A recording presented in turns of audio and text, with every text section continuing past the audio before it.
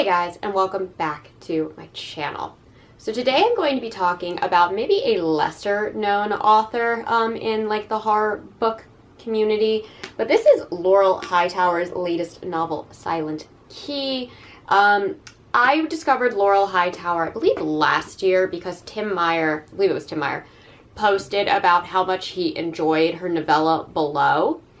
And normally seeing something like that, I would like maybe pay attention to it, kind of put it on the back burner to like look at later. But then I saw the cover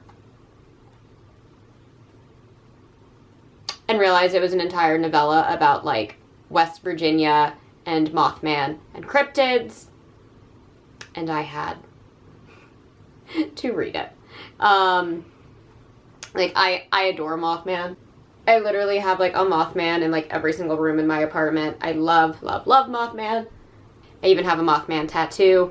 So I read this and I really enjoyed it. I thought it was a very, very interesting way to do kind of cryptid horror, and it wasn't just Mothman. There were many cryptids in this story. And my biggest complaint with the book is that I just wanted more from it.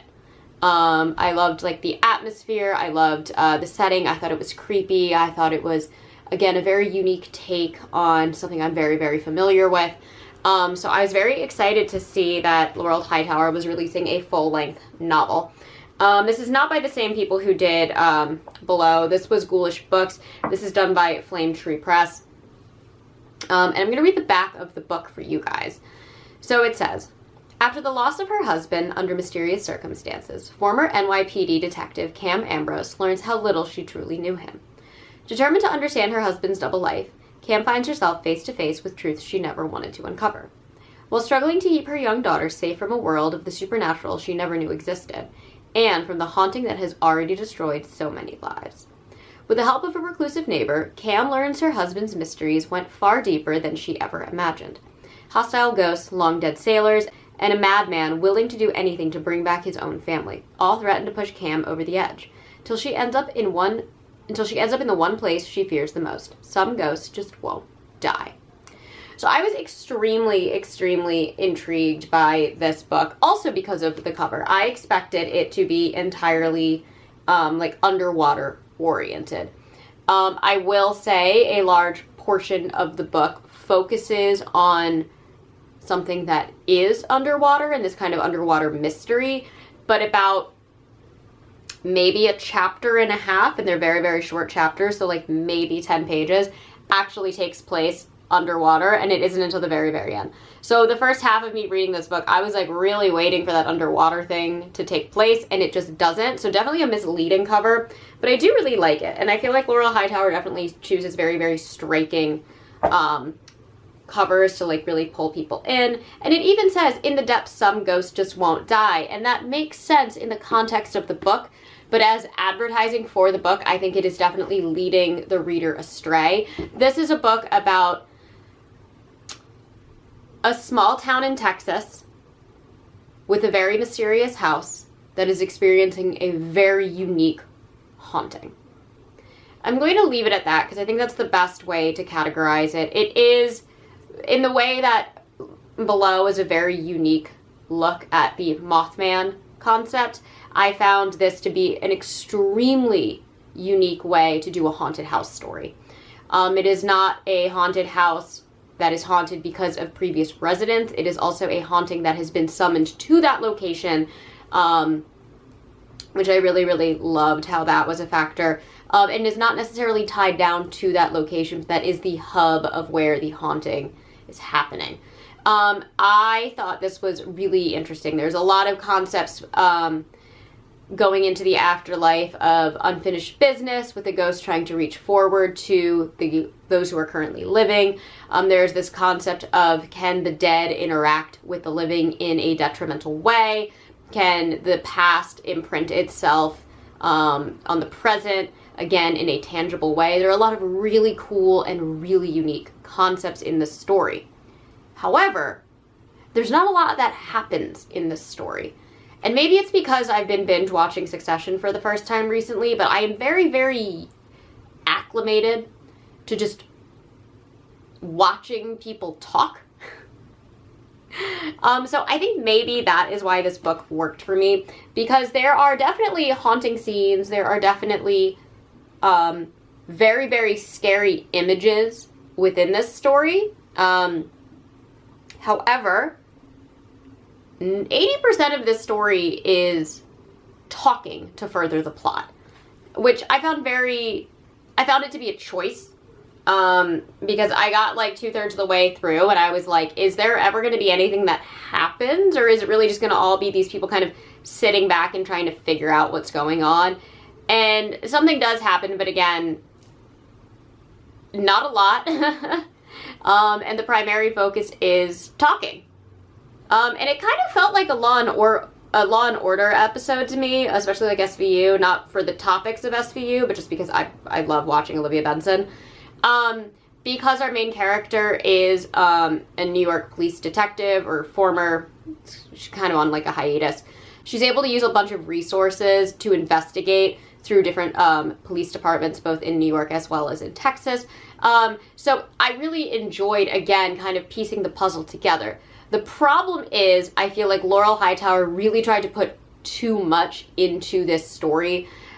We have a lot of stories that are kind of started, but they are never concluded.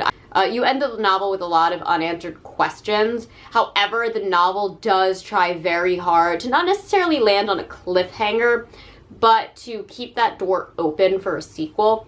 And I would read a sequel from this book, no questions asked, because again, I just enjoyed watching this story unravel because it was so unlike any ghost story I had read before. And I know I said that earlier, like a couple months ago when I read The September House by Carissa Orlando, and that too is unlike any ghost story I've ever read before, but that's because that was a ghost story working as a metaphor for something. This is not that deep. When you read this book, that's such a pun. This is not that deep. This is not a metaphor for something. This is just a very unique, straightforward spin on a ghost story. And I appreciated the originality in it. I appreciate this in this day and age of having so many ghost stories regurgitated and so many different retellings of Shirley Jackson, The Haunting of Hill House. The Laurel Hightower was able to come in here and create something very, very, very unique, and slightly stylized, and maybe not 100% developed, because again, I felt like there were quite a lot of plot holes. We really don't have all of the answers at the end, and yet I devoured this book. I read it very, very quickly. I didn't ever really feel the need to like put it down and step away from it unless I had to like, go to work or something. So I did really enjoy reading this. I just don't necessarily know why, because it's just a lot of talking, and to be perfectly honest, I don't love our main character. Our main character is trying so hard to be edgy and gritty while also being a mom.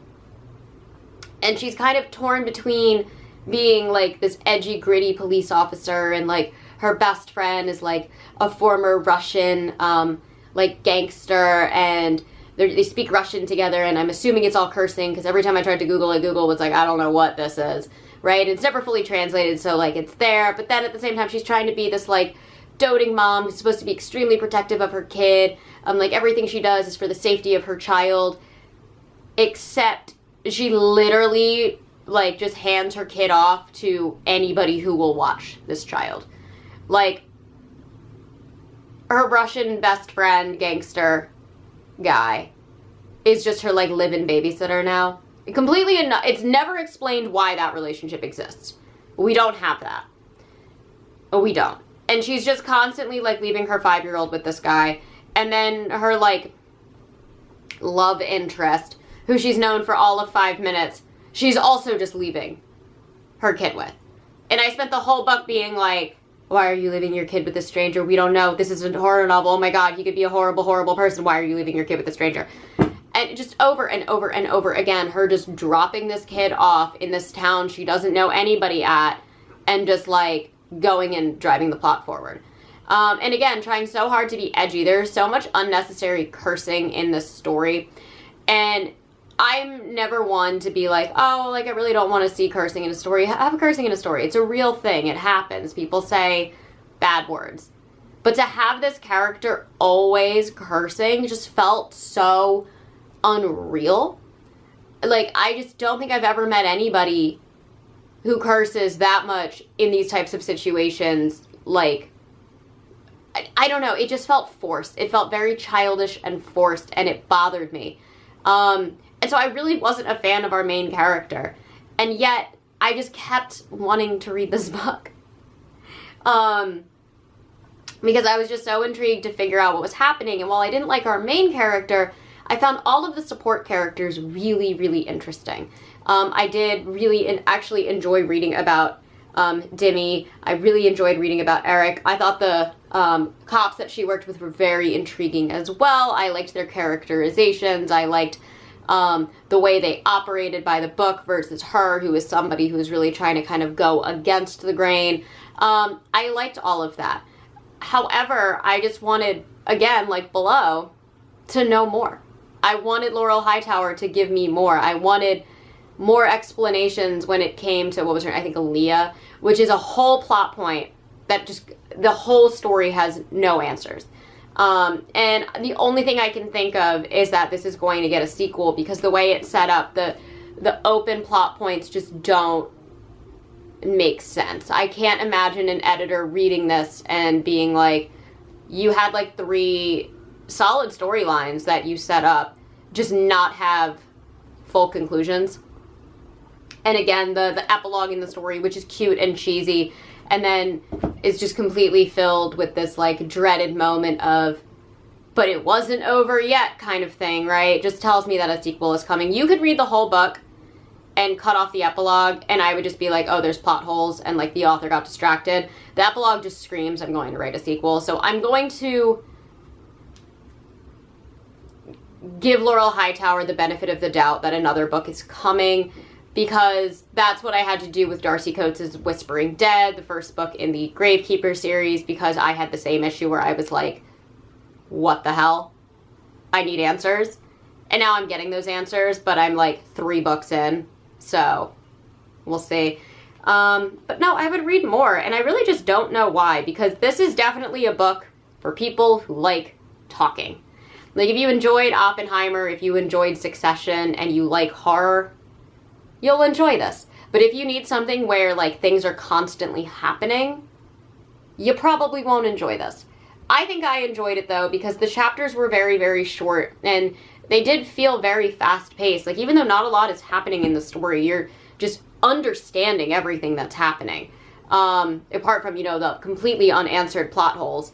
But for the most part, you are getting these answers, and you are starting to figure things out, and you're getting the ghost story. You're starting to figure out what the ghost story is, and it's unraveling it again a way that you traditionally wouldn't see in a haunted house story. What I loved about this is the haunting happens, starts to really amp up, and our main characters are like, we are not staying here. We are not staying here. And I love when that happens, because unlike, like, stories like The September House, which I will compare it to, usually they stay. Usually they stay, they don't leave, there's something that is tying them there. This story, great, get out. And yet it's still a problem. And I thought that was really, really interesting. And again, I don't want to say what the haunting is without ruining it, but I found the actual ghost to be very scary and very tragic. I found the imagery to just be, again, just something we don't see very often, and so it was such a breath of fresh air to see it, and then to understand how it was happening and what was happening and why, which we do actually get a lot of that answered. It's more of our main character's story that goes completely unanswered, but the haunting you get pretty self-contained, and it is a terrifying haunting experience. It is a terrifying fate for ghosts, and it's very, very subtle, because it's not going to be this like, ooh, the chair moved and then somebody was possessed. It's not that type of haunting. It is more of an imprint haunting that is having effects on the present world, and I thought it was unique and well done and intriguing, and it made me want to keep reading it. And again, I just enjoy Laurel Hightower's tone of voice. I might not have liked her main character, but overall I did really enjoy her writing style. And part of me wonders if maybe we're not supposed to like the main character of this story. I don't know. Maybe that's just me trying to hope that an author isn't always writing like the perfect character as our lead, just because she's a very flawed lead, and I have a hard time caring about her or liking her as a person. Very, very abrasive, but maybe that's the point. So I don't know. If you're into something that's going to be much, much different than a traditional ghost story, and you are down for a lot of dialogue and very little action, even though it should be so much action, you read it and there's so many moments for action and it's just not, you'll enjoy this. I'm excited. Laurel Hightower has another book coming out later this year, and I will definitely be reading it. There's not a lot of information out on it yet, but judging by my 2 experiences with these, I believe they were both 4 stars. This was, I wavered with this one, giving it a 3 or a 4, and the more I look back on this is definitely a 4 for me. And again, I believe this was a 4 just because I just wanted more. I wanted more, and you know what, that's how I feel about this. I want more from this author. I want to know more. I want to be more in this world. I want to see more of these creations and these hauntings and these ghosts and these cryptids. And that's what I want. I think Laurel Hightower is a very, very creative author, and I think the more that she writes, the more I will start to get closer to reading 5-star works from her. So if that sounds like something you would be interested, I would definitely check out her work. Maybe start with Below, because I think Below is definitely a good intro into what you're going to be getting out of Silent Key. Also, Silent Key is a really depressing title, and once you learn why it's called that, it makes a lot of sense that it's like really, really depressing, but I think it's a great title knowing the origin behind it now. Yeah, so definitely check Laurel Hightower out. I think you guys might enjoy her. Anyways, that is all that I have for today. As always, I try to post every Monday and Thursday, sometimes on Saturdays. And if you enjoy these videos, please hit the like and subscribe buttons down below, and I will catch you on the next one. Mwah.